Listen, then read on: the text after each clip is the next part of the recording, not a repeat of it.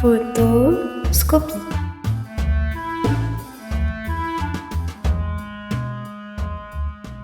Aujourd'hui, vous allez découvrir une célèbre photographie en compagnie de... Yacine, Ryan, Sherazade, Amira, Iliana. Ils sont les yeux, vous êtes les oreilles. Devant cette œuvre, nous commençons par une courte description. C'est une photographie en noir et blanc. Nous sommes dans une ville. je vois 4 immeubles de 4 étages alignés. Je vois un 5e immeuble sur la gauche. Mais contrairement aux autres, il est de côté, donc nous ne voyons pas ses fenêtres. Il n'y a pas de végétation. Je ne vois ni plantes, ni arbres, ni gazon. Il n'y a aucune verdure. Mais la rue est bloquée par un mur. Nous sommes au bout de la rue et on ne peut pas y accéder. Il y a des pancartes qui indiquent le nom de la rue bloquée et le nom de la rue où nous sommes. Je crois lire Bernardstraße et Wollnerstraße. Je pense que c'est de l'allemand. Strasse doit vouloir dire rue.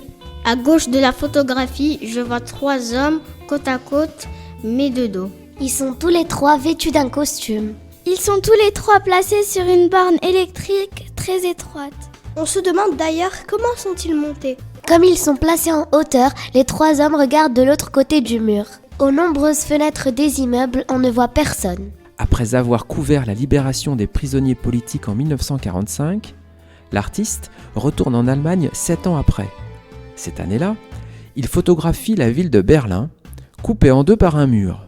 Les autorités d'Allemagne de l'Est avaient en effet lancé quelques mois plus tôt l'opération Muraille de Chine.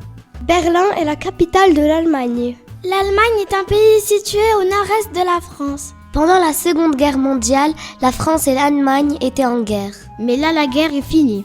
Après la guerre, l'Allemagne a été coupée en 2. Il y a eu l'Allemagne de l'Est et l'Allemagne de l'Ouest. On les appelait la RFA et la RDA.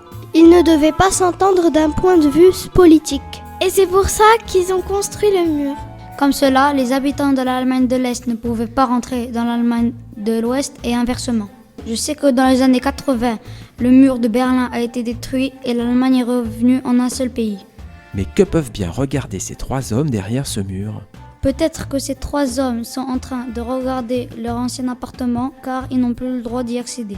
Peut-être qu'ils sont en train d'essayer d'apercevoir les membres de leur famille qui sont bloqués de l'autre côté du mur. Ou bien ils se demandent encore comment vont-ils faire pour aller à leur bureau. Cette photographie d'Henri Cartier-Bresson date de 1962.